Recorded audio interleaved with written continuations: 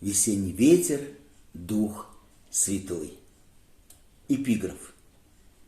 Дух дышит, где хочет, и голос его слышишь, а не знаешь, откуда приходит и куда уходит. Так бывает со всяким, рожденным от Духа.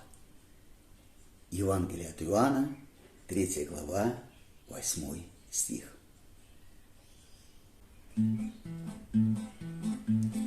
Весенний ветер сушит в поле полосы и молодою листвою шелестит. Душа поет счастливым новым голосом, напевом ветра радостно вторит. А он то с ней в гармонии сливается, то вдруг летит свободно к небесам. Он к старикам и детям прикасается и гладит по лицу и волосам.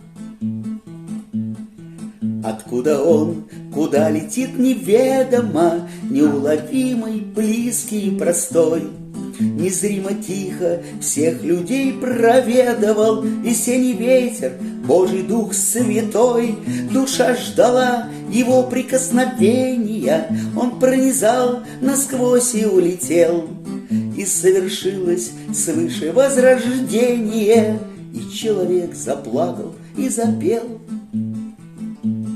Душа, как знаешь ты о возрождении, тебе о нем кто в уши нашептал, то ощутил я ветра дуновение, через меня Дух Божий пролетал, через меня Дух Божий пролетал.